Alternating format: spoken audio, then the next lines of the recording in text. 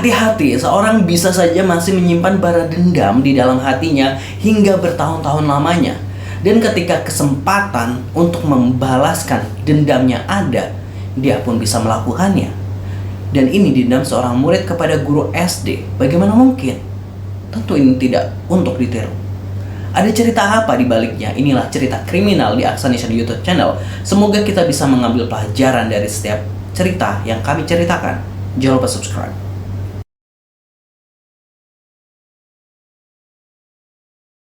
Pada tahun 2020 silam, seorang pemuda bernama Ardiansa ini sudah memasuki usia 18 tahun.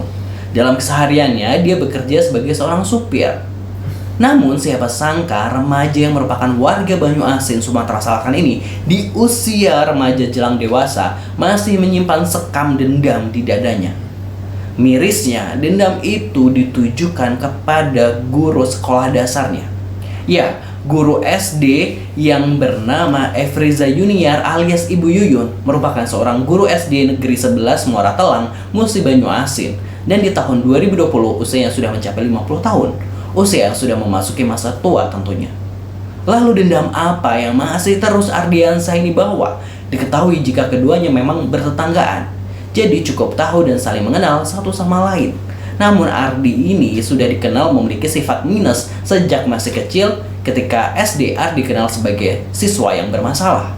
Sering bolos sekolah lah, kurang sopan santun, bahkan pernah kedapatan mencuri. Tentu perilaku Ardi ini mendapatkan atensi dari para pengajar. Banyak guru yang kerap menegurnya, tentu tujuannya baik agar Ardi perlahan mau berubah. Dan salah satu guru yang getol banget menegur dan memarahi Ardi adalah Ibu Yuyun ini. Bu Yuyun beberapa kali memaki Ardi karena susah diatur hingga keluarlah kata anak dongo dari mulut Ibu Yuyun. Dan kata-kata itulah menjadi bara dendam yang disimpan oleh Ardi. Dia tak pernah bisa melupakan kata-kata tersebut. Bahkan hingga dia lulus SD, dari SD tersebut masih begitu terngiang di telinganya. Beranjak remaja lepas dari SD, sifat Ardi ini bukannya berubah ke arah yang lebih baik, malah bertambah parah. Ardi sampai kecanduan obat-obatan terlarang dan video dewasa yang tak layak buat anak seusianya. Karena kecanduan video biru itu, Ardi bahkan sampai nekat untuk mengintip Ibu Yuyun saat sedang mandi tanpa ketahuan sama sekali. Ya, memang rumah keduanya bertetanggaan dan Ibu Yuyun ini merupakan seorang janda tanpa anak, membuat Ardi begitu leluasa melakukan aksi ngintip. Hingga pada puncaknya tanggal 7 Juli 2020 lalu, Ardi tak mampu lagi menahan hasrat birahinya dan tentunya dendam dalam hatinya yang belum terlampiaskan. Hari itu Ardi ini menyelinap ke rumah Ibu Yuyun yang saat itu tengah mandi. Seperti biasa, rumah sepi dan kosong. Ardi langsung mencari tempat persembunyian, yaitu di balik kulkas, sambil menunggu Ibu Yuyun keluar selesai mandi. Dan saat Ibu Yuyun keluar kamar mandi menuju kamarnya yang melewati kulkas tersebut, Ardi ini langsung menghadang Bu Yuyun. Tentu Ibu Yuyun langsung kaget dengan kedatangan Ardi yang tiba-tiba saja ada di hadapannya. Sontak dia berteriak kencang. Panik, Ardi ini langsung mencekik Ibu Yuyun sambil membekapnya dengan kain hingga tak sadarkan diri. Tanpa pikir panjang, Ardi pun melampiaskan nafsu bejatnya kepada gurunya. Setelah usai, Ardi ini baru sadar jika Ibu Yuyun ini sudah tak bernafas. Kemungkinan Ardi melampiaskan nafsu bejatnya saat Ibu Yuyun sudah tak bernyawa. Rupanya Ardi ini belum puas dengan itu. Ardi lalu mengambil ikat pinggang dan kabel charger HP, lalu dia lilitkan sabuk itu ke leher korban, ditariknya kuat-kuat kabel charger HP itu keduanya, lalu dia berusaha untuk menghilangkan jejak. Dimasukkanlah tubuh Bu Yuyun secara paksa ke dalam ember yang cukup besar di kamar mandi. Ditutupnya juga ember itu dengan kain spray, kemudian dia rapikan lagi rumah Ibu Yuyun agar tidak dicurigai. Tak sampai di situ, 2 HP Ibu Yuyun diambilnya. Terakhir, dikuncilah rumah itu dari luar, sementara kuncinya ditaruh di bawah keset depan rumah. Dan sejak hari itu, Bu Yuyun seperti hilang di telan bumi. Tidak ada yang tahu keberadaannya. Para guru hingga tetangga mencari keberadaannya. Semua khawatir sebab Bu Yuyun memang tinggal seorang diri.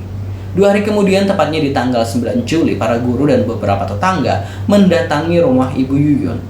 Dicoba dikelilingi seluruh rumah tersebut, diketok-ketok, tidak ada jawaban, hingga akhirnya kunci rumah yang ada di bawah keset itu ditemukan.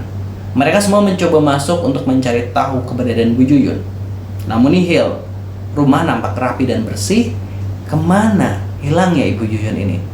Mereka akhirnya menyimpulkan jika mungkin Ibu Yuyun ini sedang berpergian, namun beberapa dari guru dan tetangga ada yang masih penasaran. Digeledahlah setiap sudut rumah tersebut hingga kamar mandi. Dan saat melihat sebuah ember besar dengan kain spray yang menutupinya, membuat salah satu guru ini curiga dan tergerak untuk membukanya. Tentulah semuanya kaget saat mendapati jenazah Ibu Yuyun tanpa busana dengan badan terikat tali berada di dalam ember tersebut.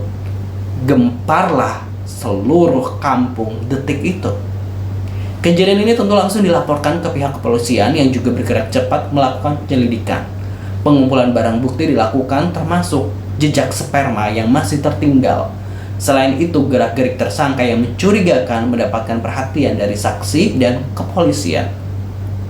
Dan 10 Juli atau sehari setelah jenazah ditemukan, akhirnya Ardi ini ditetapkan sebagai tersangka. Dia pun mengakui perbuatannya. Selain dipengaruhi oleh video dewasa, sebelum melakukan aksi bejatnya, dia juga mengonsumsi narkoba jenis sabu-sabu. Tidak ada kejahatan yang sempurna. Tetap selalu waspada, jadikan setiap kejadian sebagai pembelajaran.